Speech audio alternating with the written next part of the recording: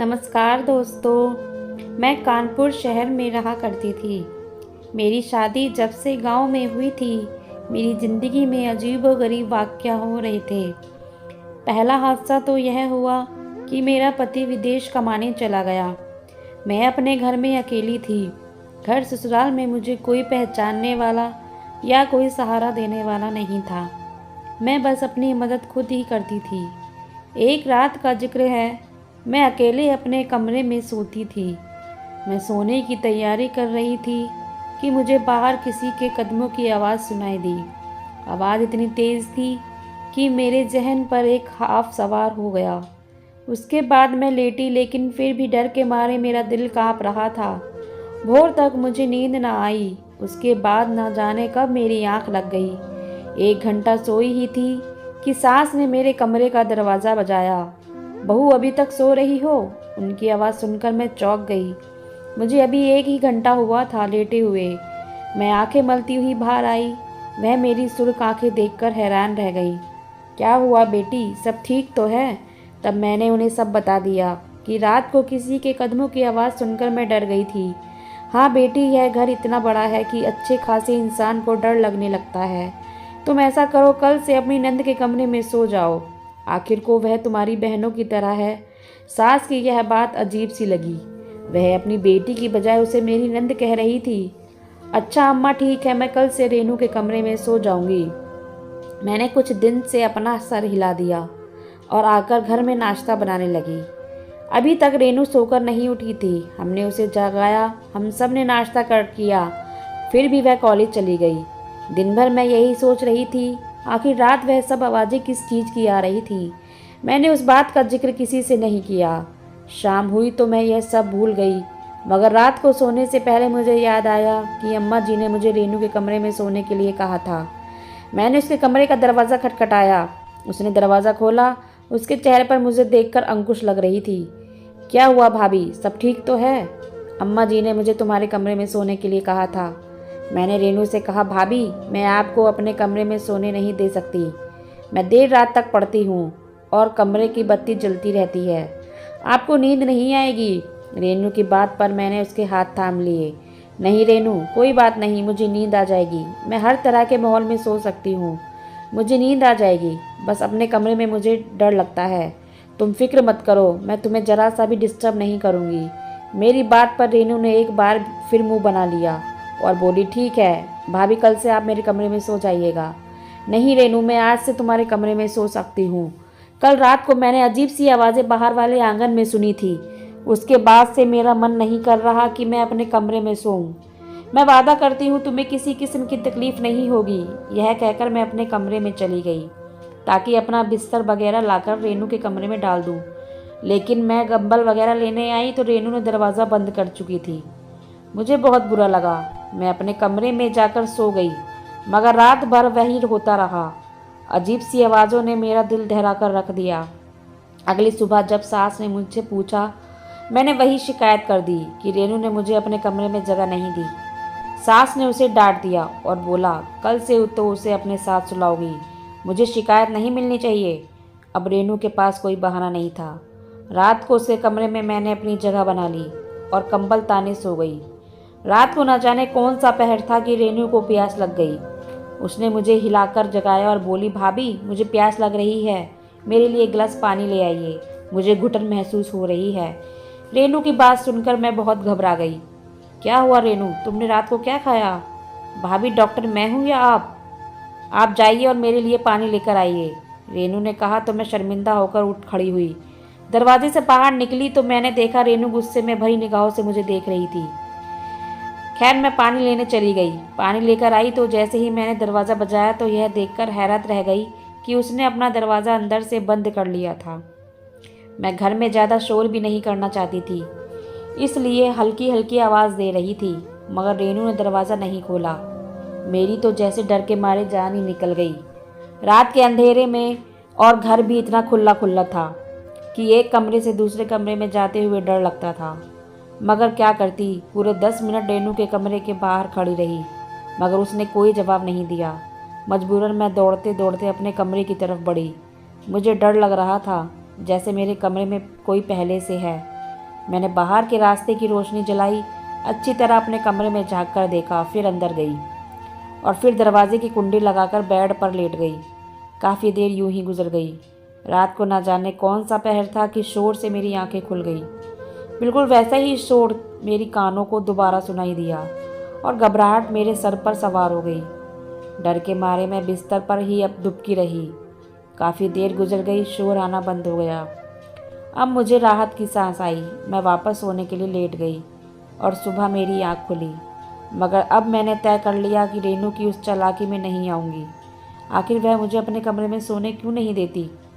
मैंने ना सास से गिला किया और ना ही रेनू से इस बारे में शिकायत की, लेकिन जब मुझसे रहा नहीं गया तो मैंने रेनू से इस बारे में हल्की सी चर्चा की तो रेनू ने उल्टा ही मुझ पर चढ़ दी। भाभी, रात को मैंने आपको पानी लेने भेजा था, उसके बाद ना जाने आप कहाँ चली गई। मैं आपका इंतज़ार करती रह गई। रेनू की बात सुनकर मैं हैरान रह गई। लोग कितने मतलबी और झूठे होते हैं। खैर क्या कह सकते हैं। मैं अगली रात फिर रेनू के कमरे में सो गई।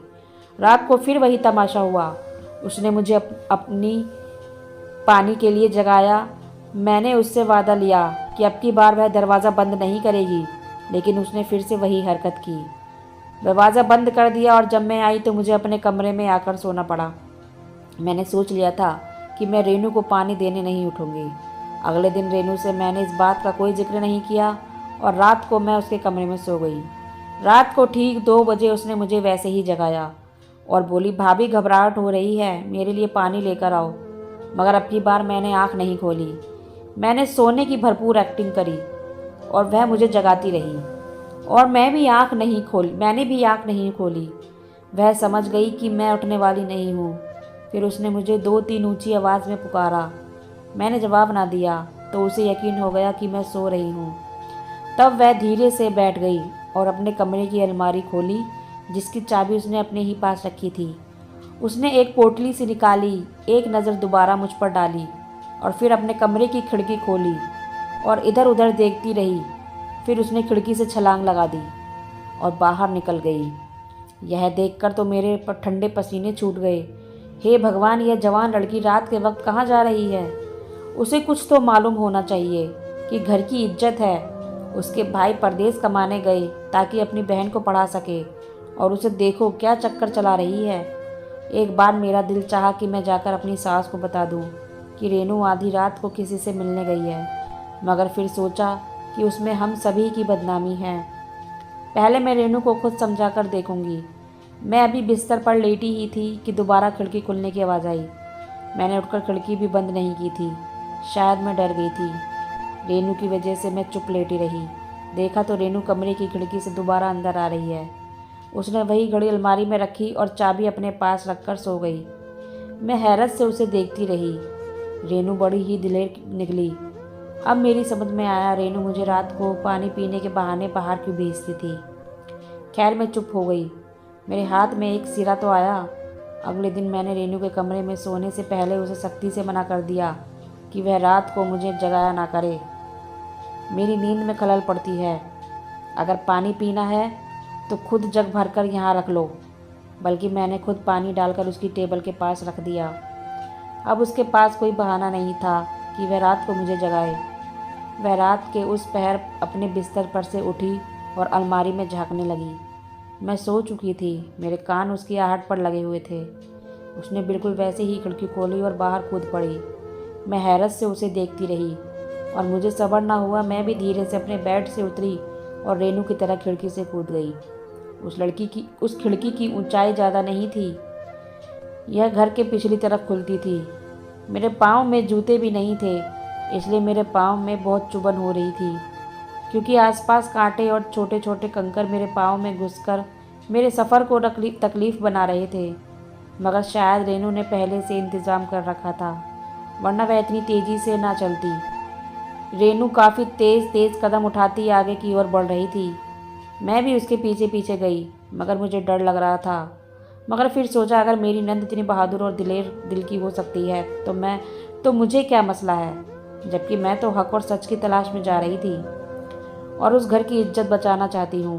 थोड़ी दूर जाकर रेनू ने पीछे मुड़कर देखा, मगर भगवान का शुक्र है उसकी नज़र मुझ पर नहीं पड़ी। यह एक पुराना सा बाग था। शायद वह कब्र होगी। और वह अंदर चली गई। वहाँ जाकर उसने ना जाने क्या किया और वह ज़मीन पर बैठकर मिट्टी खोदने लगी। मेरे पाँव से जान निकली। महसूस हुई मैं और कुछ न किया और मैं उल्टे कदम वहाँ से वापस आ गई। और मैं सोचने लगी कि कैसे रेनू को काबू करूँ। तभी बैठे बैठे मेरे दिमाग में ख्याल आया। मैं रेनू से सारी हकीकत जानना चाहती थी, क्योंकि घर के सारे दरवाजे बंद होते थे, इसलिए रेनू आना और जाना खिड़की से करती थी। मैंने वह खिड़की जहाँ से रेनू भागी थी उसे अंदर से बंद कर दिया और खुद पास ही बैठ गई। मैं रेनू के आने का इंतज़ार कर रही थी। तकरीबन 2 घंटे बाद मुझे रेनू के आने की आहट सुनाई दी। मैं चौकन्नी होकर बैठ गई। रेनू ने हल्के से खिड़की खोलने की कोशिश की, मगर खिड़की अंदर से बंद थी। तभी मैंने सरगोशी की आवाज़ में कहा, रेनू, मुझे सब तुम्हारी हकीकत का अंदाज़ा हो गया है, लेकिन जब तक तुम मुझे पूरी बात नहीं बताओगी मैं खिड़की नहीं खोलूँगी। और सुबह तक तुम घर से बाहर रहोगी और तुम्हारे घर वाले तुम्हारे बारे में क्या सोचेंगे इसका तुम खुद ही अंदाज़ा लगा लो। मेरी बात पर रेनू गुस्से में आ गई। भाभी, तुम पागल तो नहीं हो गई हो? जल्दी दरवाज़ा खोलो, मुझे अंदर आना है, सर्दी लग रही है। रेनू की जल्दबाजी बता रही थी कि वह भी डर गई है, मगर मैंने साफ इनकार कर दिया कि मैं खिड़की नहीं खोलूँगी जब तक तुम मुझे सारी बात नहीं बता देती। वह बोली, भाभी, तुम एक बार खिड़की खोल दो, मैं अंदर आकर तुम्हें सब कुछ बताती हूँ। वह मेरी मिन्नतें करने लगी। मैंने उसे कसम दी कि वह मुझे सारी बात सच सच बताएगी और मैंने खिड़की खोल दी। वह बड़बड़ाती हुई खिड़की से अंदर दाखिल हुई। वह मुझे गुस्से से देखने लगी और बोली, भाभी, भगवान का खौफ करो, तुम मुझ पर शक करोगी, मैं भगवान से डरती हूँ। मुझे अपने भाई की कमाई का एहसास है, मैं कोई गलत काम करने नहीं गई थी। यह कहते हुए रेनू अलमारी की तरफ बढ़ी और वहीं घड़ी वहाँ रखने लगी। मैंने घड़ी उसके हाथ से ले ली और बोली, तुम मुझे सारी बात बताओ, जैसा कि तुमने वादा किया था, वरना मैं अम्मा को सब बता दूंगी। मेरी धमकी पर वह डर गई। अच्छा भाभी, बैठो, मैं तुम्हें बताती हूँ।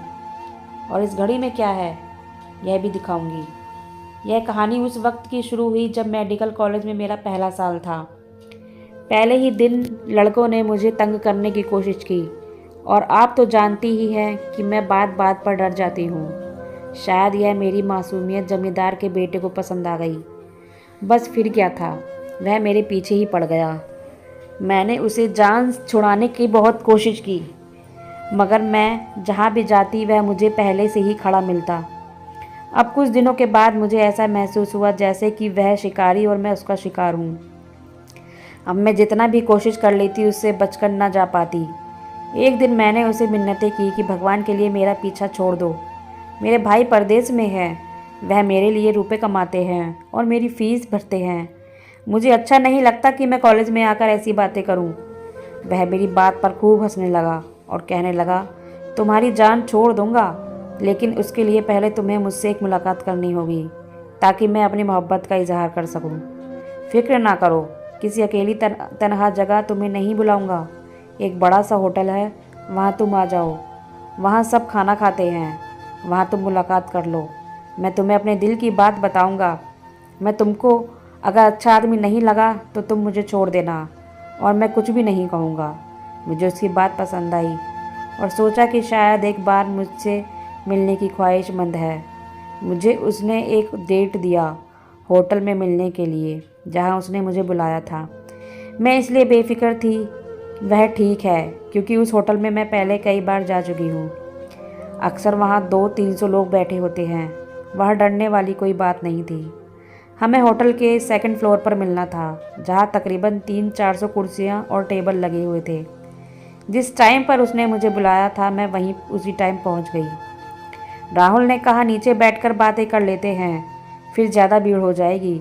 यहाँ अभी 2-4 लोग ही बैठे हैं। ऐसे अच्छा नहीं लगता कि मैं अपनी इज्जत को बाजार में रुसवा करूँ। उसकी यह फिल्मी लाइन मुझे बहुत पसंद आई। खैर, मैंने ऊपर जाकर देखा, वहाँ पूरा हॉल खाली था। एक भी आदमी वहाँ नहीं था और दरवाजे पर भी कोई नहीं था। अब मुझे डर का एहसास हुआ। मैंने कहा, मुनासिब है कि तुम मुझे कहाँ ले आए हो? यहाँ तो कोई भी नहीं है। क्या तुमने यह हॉल बुक कराया है? उसने हाँ में सर हिला दिया और एक शैतानी मुस्कुराहट उसके चेहरे पर आ गई। तुम मुझे इसलिए यहाँ लाए हो? मैंने गुस्से और नफरत से उसे देखा। उसने मुझे आगे बढ़कर रुस्वा करने की कोशिश की तो मैंने उसके मुंह पर थूक दिया। उसे इस बात पर गुस्से से तिलमिला गया। मैं जल्दी से भागी और मैंने दरवाज़ा खोलकर एक कदम आगे ही रखा था। उसने मुझे बाजू से पकड़कर अंदर खींचना चाहा। इतने में एक लड़का वहां आ गया। ना जाने वह कैसे फरिश्ता बनकर ऊपर आया था। उसने राहुल को गिरेबान से पकड़कर मुझे बचाया। मैं उसकी शुक्रगुजार हूँ और उसका शुक्रिया अदा करते ही नीचे आ गई। राहुल की नीयत पता चलने के बाद मेरी आंखों से आंसू बहने लगे। आखिर उसने मुझे इतनी घटिया लड़की क्यों समझा? उसमें मेरी ही कोई गलती ही। यही बात सोचते हुए मैं घर आ गई। उस दिन मेरा कॉलेज में दिल नहीं लगा। मैं उस अजनबी के बारे में ही सोच रही थी कि जिसने मुझे उस राहुल की गंदी हरकतों से बचाया। और 3 दिन बाद मुझे पता चला कि वह अपने ही कॉलेज का लड़का है और उसे राहुल और मेरे मुलाकात के बारे में पता था। तभी वह मेरा पीछा कर रहा था। जब यह बात मुझे मालूम हुई तो मैं उसकी बहुत शुक्रगुजार हूँ। उसका नाम पवन था। मैंने उससे मिलकर उसका शुक्रिया अदा किया। मुझे पवन की बात पसंद आई। उसने मिलने पर भी मुझे इजहार मोहब्बत नहीं की और खामोशी से मेरा हक अदा किया। खैर, उस बात की खबर जल्दी ही राहुल को हो गई कि राहुल एक ताकतवर लड़का है। उसने अपनी ताकत का इस्तेमाल करते हुए पवन को नुकसान पहुंचाना शुरू कर दिया और उसके बस में होता तो वह उसकी जान ले लेता, मगर वह ऐसा नहीं कर सका। यहाँ तक कि हमारा आखिरी साल आ गया। अब राहुल ने अपना कमीनापन दिखाना शुरू कर दिया। पूरे साल की मेहनत का फल हमें मिलना था। जब हमारे एक प्रोफेसर ने पवन को ऐसा काम करने को दिया जिसे हमारे लिए करना मुश्किल नहीं नामुमकिन था। राहुल ने ऐसा जाल बिछाया और ऐसी तरकीब की कि पवन उस साल फेल हो जाए और उसे प्रोफेसर के सामने जिल्लत उठानी पड़े। उस तजुर्बे के लिए हमें इंसानी हड्डियों से ढांचा बनाना था। इसके बारे में किसी को मालूम नहीं था कि वह कहाँ से मिलेगी। पवन ने बहुत कोशिश की, मगर राहुल की ताकत की वजह से यह भी मुमकिन नहीं था। कॉलेज के आसपास उसकी जान पहचान बहुत थी, इसलिए पवन को हर बार नाकामी का मुंह देखना पड़ता था। ऐसे में मैंने उसका साथ देने की ठान ली, क्योंकि उसने मेरे बुरे वक्त में सहायता की थी। तब मैंने पुरानी कब्रों की तलाश शुरू कर दी। मुझे किसी ने बताया कि यहाँ जिन और भूतों के हवाले से मशहूर है और वहाँ पर इंसान हड्डियाँ अक्सर मिल जाती हैं। इस बात ने मुझे हिम्मत दे दी, मगर यह काम मैं दिन में नहीं कर सकती थी, क्योंकि यह मेरे कॉलेज के पास ही है। अगर राहुल की नज़र पड़ती तो वह मेरे लिए मुश्किल खड़ी कर देता। इसलिए मैंने सोचा कि मैं यह काम रात के अंधेरे में करूं। मैं दिन को जगह देखकर आती और रात को वहां जाती। आज कुछ आखिरी चीज़ रह गई थी जो मुझे मुमकिन करनी थी। देखो, सब कुछ पूरा हो गया। उसने मुझे खुशी से खिड़की खोलकर दिखाई तो मैं हैरान हो गई और मैंने उसे सोने को कह दिया और ख़ुद अपने बिस्तर पर आकर लेट गई और वादा किया कि मैं यह बात किसी को नहीं बताऊंगी। मेरी नंद की पढ़ाई पूरी होने के बाद मैंने अपनी कोशिश से उसकी शादी पवन से करा दी, क्योंकि यह सच है, जो लोग सच्ची मोहब्बत करते हैं हमें उन लोगों के बीच में नहीं आना चाहिए। मेरी इस कोशिश में राहुल भी साथ था और उन दोनों की शादी हमने खुशी खुशी करा दी और पवन रेनू को अपना बनाकर ले गया और दोनों अपना खुशी खुशी जीवन बिता रहे हैं और दोनों के 2 प्यारे बच्चे भी हैं। हर राज के पीछे ज़रूरी नहीं कुछ गलत निकले, कुछ अच्छा भी हो सकता है। तो फ्रेंड्स, ये कहानी आपको कैसी लगी कमेंट्स बॉक्स में ज़रूर बताइएगा। कहानी को लाइक और शेयर ज़रूर कीजिएगा और चैनल पर नए हैं तो सब्सक्राइब कीजिएगा। कहानी सुनने के लिए बहुत बहुत धन्यवाद।